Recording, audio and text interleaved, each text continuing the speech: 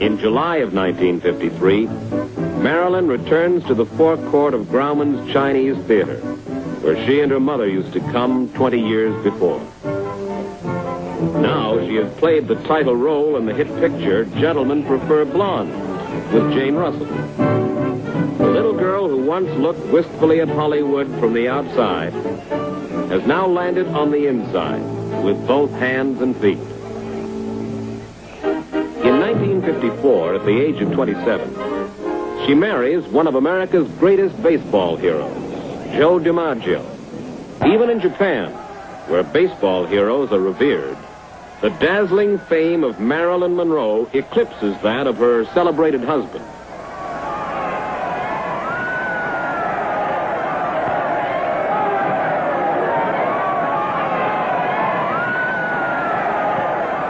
The U.S. Army asks Marilyn to fly to Korea to entertain the troops.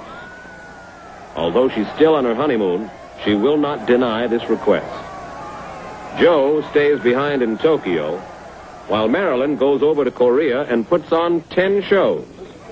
In 2 days, she appears before 100,000 soldiers and Marines. She braves the freezing winter weather in a cocktail dress, because she knows this is the Marilyn Monroe her GI fans want to see.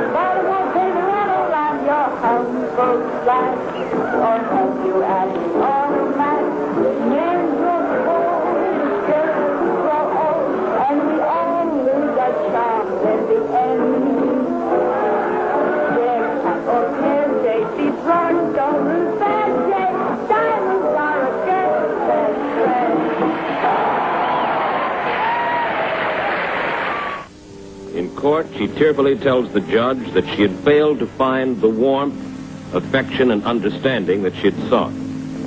But there are those who say the marriage was bound to fail, because by now Marilyn is too much a captive of her career. And she's having career trouble. She wants greater independence in selecting her own stories and directors. And she wants more money. So she walks out on her 20th Century Fox contract in early 1955, goes to New York, and forms her own film company, Marilyn Monroe Productions. On his person-to-person television show, Edward R. Murrow asks Marilyn why. Primarily to contribute to help making good pictures. It's not that I object to doing musicals or comedies. In fact, I rather enjoy it.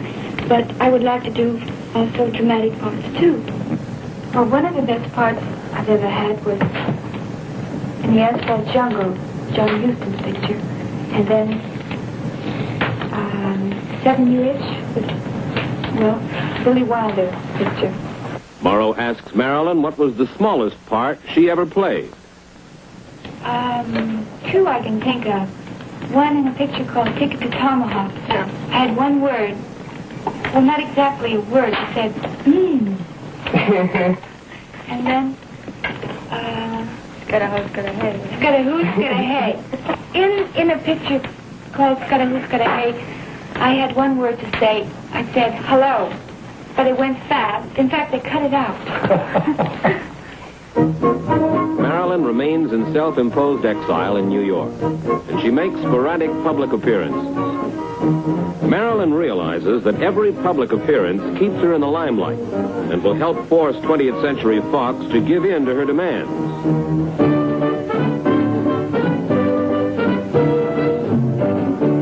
Finally, in 1956, because of public demand, Fox comes to terms with her. She is allowed to make outside deals.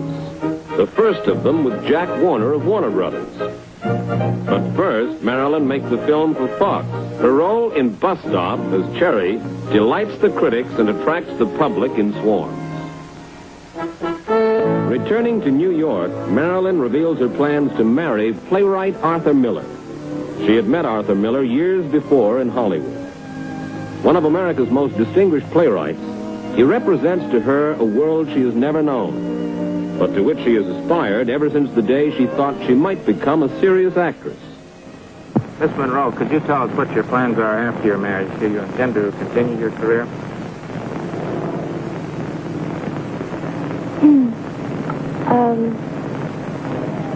July 13th, I'm going to England. Yes. Yes, and I'll be making the Sleeping Prince with Olivier. Mm-hmm. And what about, I'm wondering about after your marriage, then, after this picture, do you intend to come back here and continue work here in this country? Well, that depends. And Marilyn vows that what she wants most of all is to be a good wife. Miller accompanies his bride to England, where she's to co-star with Laurence Olivier in a film to be called The Prince and the Showgirl.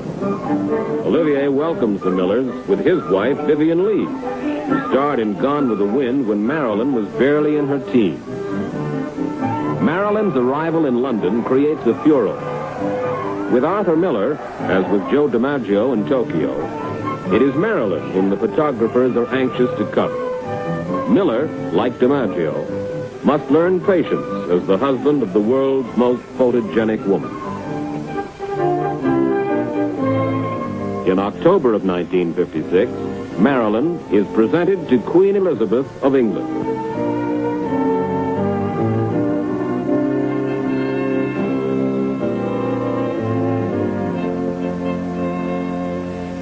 What are your plans when you return to New York? Well, we hope to go back to our normal life. Would you care That's all. to comment on one rumor, Miss Monroe? The rumor is that the Arthur Millers are expecting a child. Successful in her career, married to a devoted and famous husband, Marilyn has almost complete fulfillment. But she wants a family of her own. Unhappily, now, and once again a year later, she loses the baby. Her fans console her as she leaves the hospital in New York.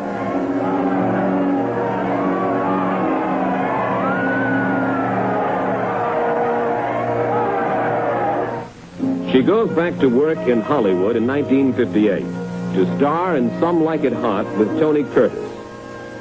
Her director is Billy Wilder. And her constant companion is her dramatic coach, Paula Strasberg. But always by her side, consulting and advising on makeup, on publicity stills, on her performance, is her husband, playwright Arthur Miller. Some Like It Hot is one of the great box office hits of the year and wins Marilyn critical acclaim for her talent as a comedienne. Her next film comes 2 years later, in 1960. It's called Let's Make Love, and her leading man is the French actor Yves Montand. By that time, reports have begun to circulate that her marriage to Arthur Miller is in trouble. But playwright Miller has already written a script, The Misfits, to star Marilyn and her childhood idol, Clark Gable. Suddenly, she collapses and is sent to a hospital. The film